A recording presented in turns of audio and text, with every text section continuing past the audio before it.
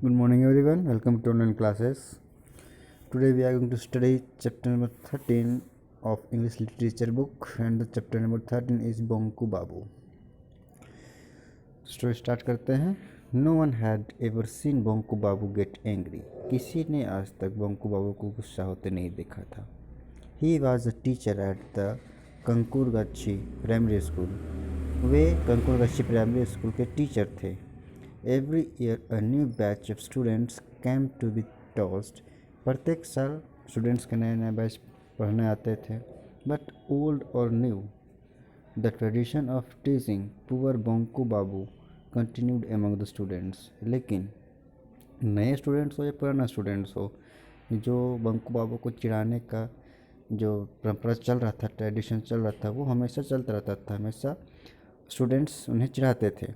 Banku babu didn't get upset by any of this. लेकिन बंकू बाबू इससे भी अपसेट नहीं होते थे.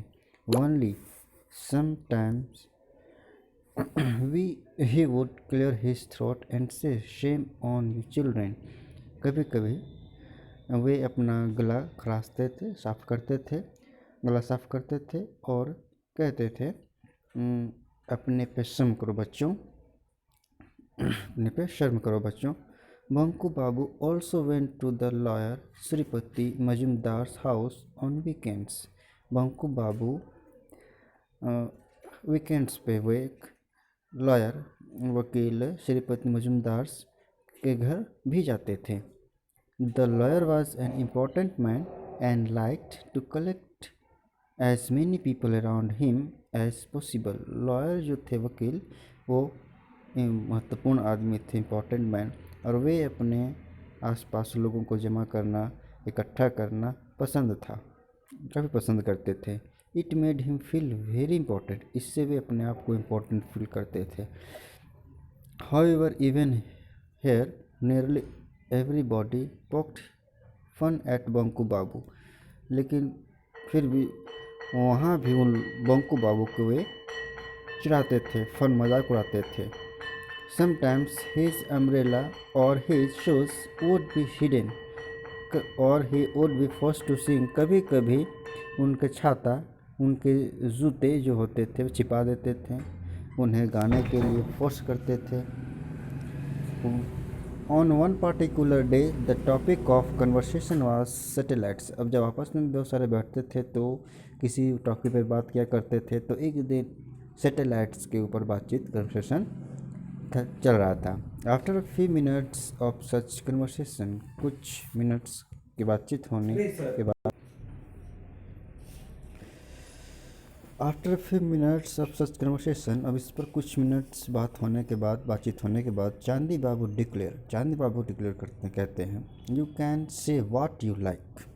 आप लोग कह सकते हैं जो आप पसंद है, but I don't think we should waste our time worrying about satellites. लेकिन मुझे ऐसा नहीं लगता है कि हम लोगों को सैटेलाइट्स के बारे में सोचना, बातचीत करना और उसका टाइम बर्बाद करना चाहिए. All right said Nidhu Babu. ठीक है, सही बोल रहे निधु बाबू कहते हैं. Of course it is a human achievement to build satellites. ये तो मानव का अचीवमेंट्स है, सक्सेस है जो सैटेलाइट बनाया. But let's talk on something else. लेकिन अब चलते हैं कुछ दूसरी चीज़ों पर बातचीत करते हैं. What about a rocket. Rocket के बारे में क्या ख्याल है. That is more important is not it. यह ज़्यादा महत्वपूर्ण है कि नहीं. चांदी बाबू रिंकल्ड हिज नोज. अपना नोज़ को झाड़ते हैं. What good is a rocket. Of course if one was made here and was to take off from the Maidan nearby, then we could all go and buy tickets to watch the show. Well, then that would be nice. क्या rocket अच्छा है. Of course अगर यहाँ के लोग बनाए होते और आसपास के मैदान से उससे छोड़ा जाता तो हम लोग टिकट खरीद कर शो देखने जाते, यह अच्छा होता. You are right, Ramkani agreed. Ramkani सहमत होते हैं, आप सही कहते हैं. Rocket have no meaning for us. Rocket का हमारे लिए कोई मतलब नहीं है. Bhairav Chakravarti spoke up. भैरव चक्रवर्ती तभी बोल उठे, suppose some creature from a different planet arrived on earth. मान लेते हैं कोई दूसरे प्लेनेट से, दूसरे ग्रह से कोई क्रिएचर, जीव जंतु पृथ्वी पर आते हैं, आ जाए। The others all dismissed this idea. बाकी जो थे वो सब इस आइडिया को डिसमिस कर देते हैं, हटा देते हैं। नो वन वुड कैम, सहमत मतलब सहमत नहीं होते हैं। No one could came here and even if they did you and I would never be able to see it। यहाँ कोई भी नहीं आ सकता दूसरे प्लेनेट से, सभी कहते हैं अगर ऐसा हुआ तो हम लोग देख भी नहीं सकेंगे। Everyone quietly sipped their tea for a few minutes. प्रत्येक लोग सभी कुछ मिनट्स तक चाय लेते रहे। सडनली अचानक Banku babu cleared his throat and said gently. अचानक बंकू बाबू अपना गला साफ करते हैं और जेंटली धीमी स्वर में कहते हैं, suppose suppose they came here. मान लो अगर आ जाए यहाँ Nidhi babu, Chandi babu and the others. Nidhu babu, Chandi babu and the others all pretended to be amazed.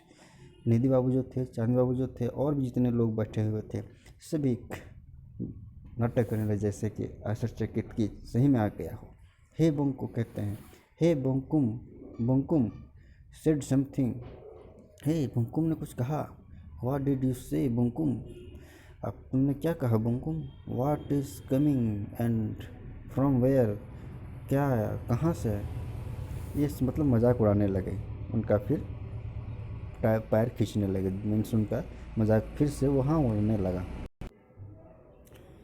Banku Babu repeated his words. Banku बाबू फिर से वो रिपीट अपने वर्ड्स करते हैं, फिर से अपनी बात को दोहराते हैं।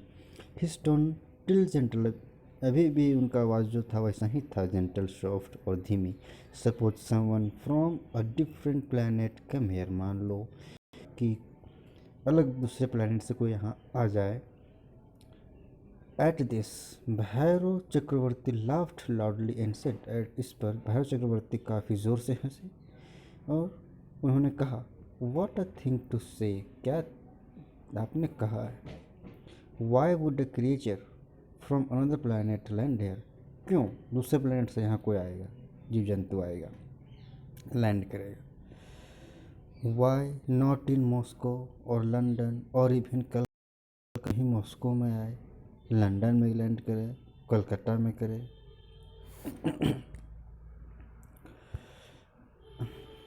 आज स्टोरी कहीं तक पढ़ते हैं, नेक्स्ट पार्ट हम लोग दूसरे वीडियो में देखेंगे। Thank you.